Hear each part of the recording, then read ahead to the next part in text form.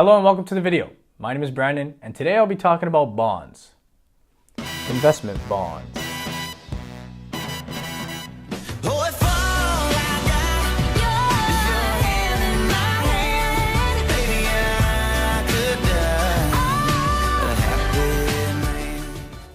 So if you're new to investing, you may have heard things like bonds are boring or only old people invest in bonds. Well, reality is there's an aspect of truth to both of those statements. Yeah, bonds are not the most exciting investment vehicle out there. And yeah, old people do tend to invest in bonds. But as boring as they may be, they do serve a very important role in almost any investor's portfolio. So what is a bond? Well, a bond is a type of debt investment. And let's backtrack a second. When a company wants to raise some capital or raise some money, they really have two options. They can issue part of their company to the public in the form of stocks or equities.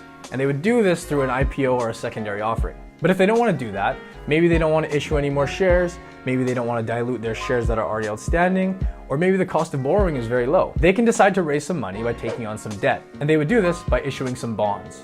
And to simplify things, a bond is almost like the opposite of a loan. We all know how a loan works, right? You go to your bank, you ask them for $10,000, well, you're going to get charged an interest rate. And that's basically the cost of borrowing the money. You go ahead, you take the money, you do what you like with it, and at the end of the term, you return the $10,000. Now, when we purchase a bond, we're the ones lending the money, and we're the ones receiving the interest rate, and we're the ones getting our money back at the end of the term. It's just like flipping it around, and whoever's issuing the bond is the one that's borrowing the money. Now, who can issue bonds? Well, corporations, obviously.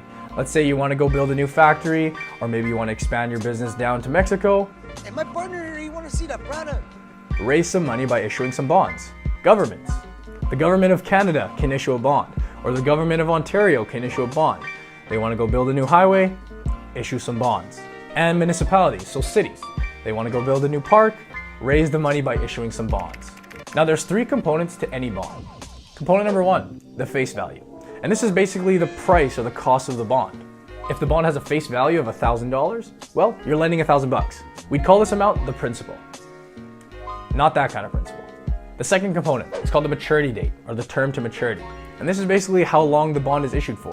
You could have a 5-year bond, or a 10-year bond, or a 30-year bond. And if you purchase a 30-year bond, will you be lending your money for 30 years? And then at the end of the term, you get your money back. You receive your principal back. And the third component is called the coupon rate. And this is the amount of interest that you're going to be receiving from the bond. So if we looked at a 10-year Bank of Montreal bond that had a 3% coupon rate, well, we'd be lending our money to Bank of Montreal. They're the issuer.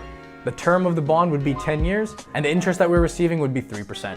So if we purchased the bond for $1,000, we'd receive about $30 in interest income per year.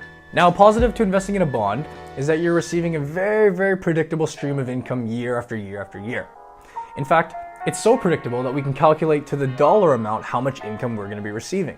And this is why in the industry we get the term fixed income, because the amount of income that we're receiving is fixed. It's 3%. And actually any type of debt investment where we're receiving an interest rate, so bonds, GICs, term deposits, they would all fall under this fixed income category. Now the downside to investing in a bond is that the amount of income you're receiving is fixed.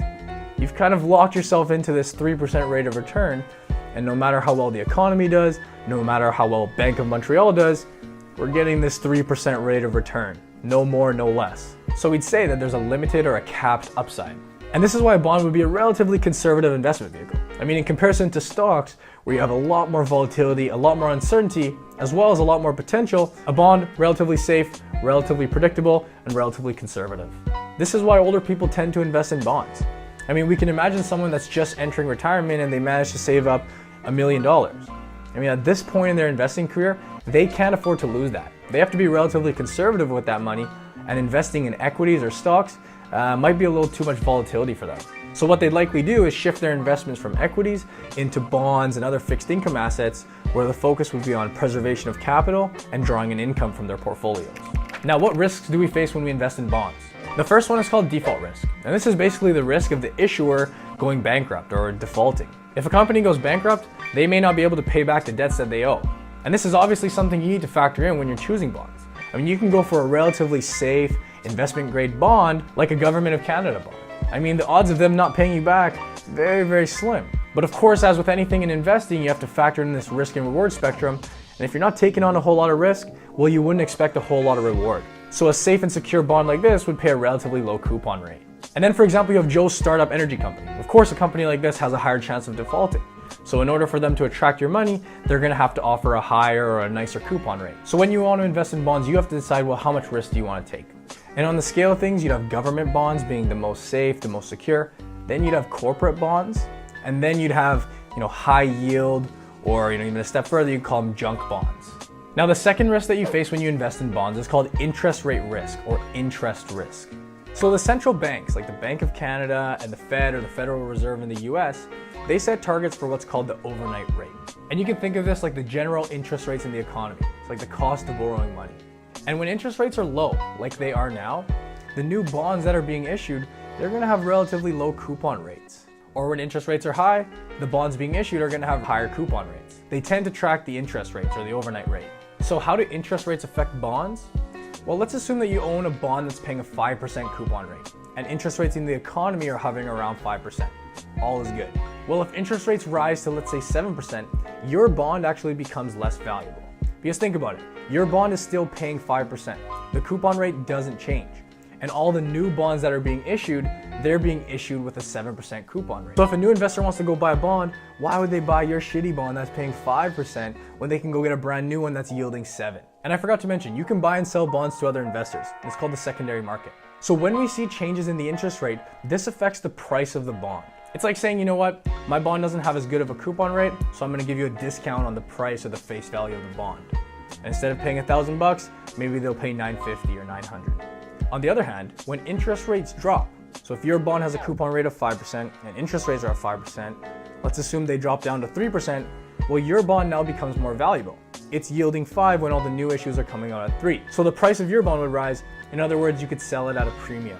So to summarize that, bond prices react inversely to changes in the interest rate. And if you're still confused, you can picture it like, if you own an apartment in downtown Vancouver and you rent it out to a family and they pay you, let's say, $1,000 a month in rent. Well, every day the value of the apartment will go up and down, but you'll still be receiving this rent month after month after month. $1,000 is coming in regardless. Same as a bond. The face value can fluctuate, but the coupon payments are like the rent, coming in month after month after month. Now, where do bonds fit into a portfolio and why are they so important? Well, firstly, when you own bonds in a portfolio, you're obviously getting that income component, right? You're getting an income stream into your portfolio, which is nice. But just as important, there's a term in investing called correlation. And bonds are actually negatively or inversely correlated to stocks.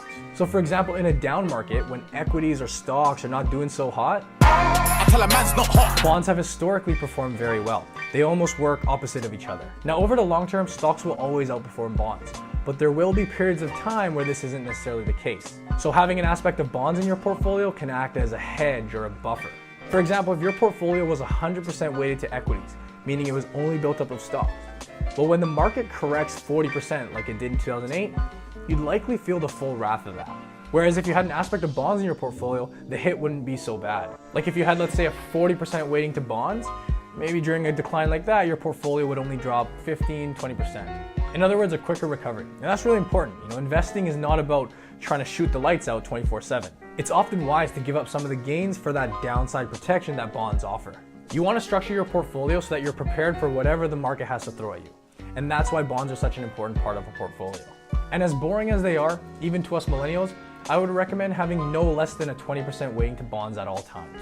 So that's my video on bonds. Again, I know not the most exciting thing, and it really does suck to have to go out and buy bonds, especially in today's environment where they're yielding such low returns. But you gotta do it.